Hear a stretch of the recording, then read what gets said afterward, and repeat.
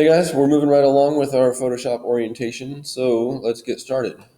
Open up Photoshop, and we're just going to get right into it. I have shared my files with you. Hopefully you've saved them all already. You're going to click on Open to open up that file where your orientation uh, files are located and navigate to where that needs to be. And once you find it, open up orientation number 2, PSD, and click on Open for that. What I'm going to do is click on this and begin my tutorial from here so that we can follow along together. So, like I said before, you got to think about these layers over here as panes of glass. Okay, so you got to think about these as panes of glass. There's areas that are transparent, and there's areas that have content on those panes of glass. All right, so what I'm going to do now is click the eye icon to the left of the phonograph layer to hide. Okay, so this is the phonograph layer. I'm just going to click on this right here, turn off that phonograph, see how that turns it on and off. Okay, now the little bubble I have that pops up says, with Windows, which is what we have, you're going to hold Alt and click on the eye icon on the phonograph layer to display only this layer. So I'm holding Alt on the keyboard, and I'm going to click where the eye icon should be. So I'm going to click on it right there. So there it is. All right. So now you can see exactly what this layer looks like. This layer is transparent for the most part, except for the area where the phonograph is located. All right.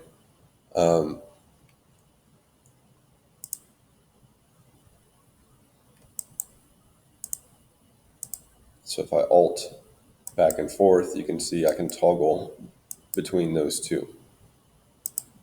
So I've got it isolated here. And I'm going to go to the next step, which says go to the wing layer and click to the right of the layer name to select the layer. So I'm going to select off over here, and I'm going to select the drag tool or the dodge tool. Sorry, the dodge tool. There's no drag tool. Now, what you're going to see is that when you hold and click on these, if the dodge tool doesn't show up, like let's say it shows up as the burn tool, if you hold and click on this, you can reveal the dodge tool underneath. So just realize that any of these icons that have this little triangle at the corner, it's almost like a folded edge of a book, then you can find some other tools below it. So I need to bring this back, and what it says is that I need to drag over the bird's wing to lighten it. Okay. Now, some of these tools, they don't make sense, like it's called dodge and burn. These go back to old photography techniques that were done in the darkroom. Okay, so don't worry exactly where you're dragging because it's only going to affect the layer that you have selected.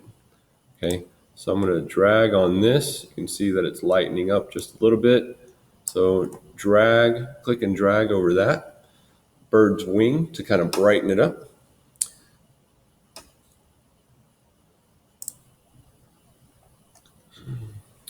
Now I'm going to select the bird layer, and I'm going to drag the bird layer below the phonograph layer.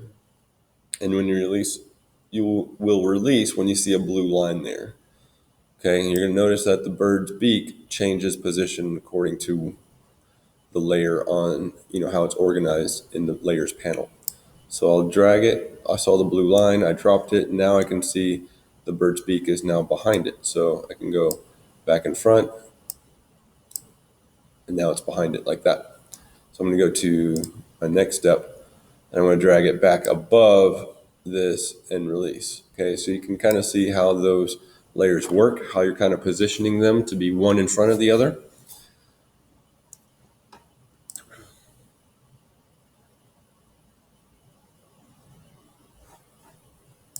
All right.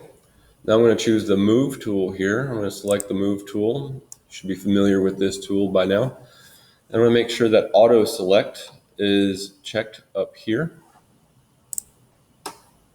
And I'm going to click directly on this butterfly. Notice that it automatically selects it. And I'm going to drag it to a new location. Where should it go? I'm going to put it right there. All right. And then I'm going to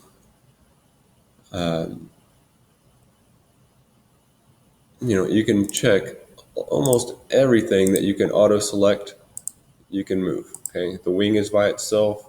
It would be kind of weird, but you can move the wing, off somewhere else. Now, if you accidentally click and move something, like I just did here, what you can do is Control Z, and it will move it right back.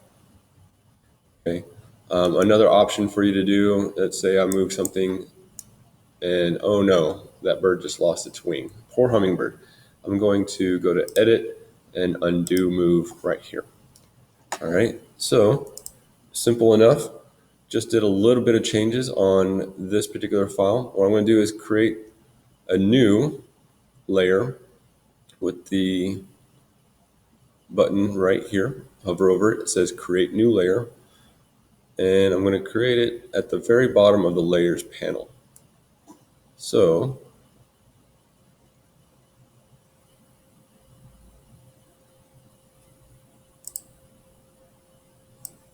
I'm going to put this at the very, I'm going to leave it right there. And then I'm going to select the brush tool. I'm going to paint anywhere in the image on this new layer. Just a few brush strokes, okay? Doesn't have to be crazy. But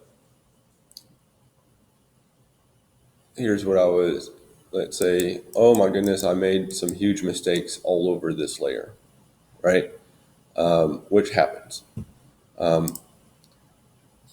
All you have to do is with that layer selected, you can undo and delete this whole layer if it's just a bad mistake, okay? If you, again, want to keep the layer, maybe there's some of these marks or something that you liked about that, then you can undo the parts that you don't want by Control Z. But let's say this layer is now ruined. I don't need it. I make sure that this layer is selected that I don't want and hit delete. Do I want to delete it? Yes, I want to delete that layer.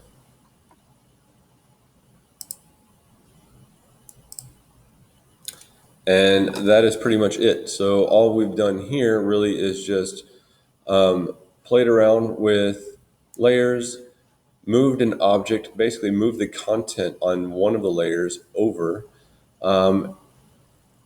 did a quick edit on one of the layers as well, and practiced kind of hiding our mistakes, deleting our mistakes on prior layers. So that is pretty much it here. What you're going to do is File, Save As.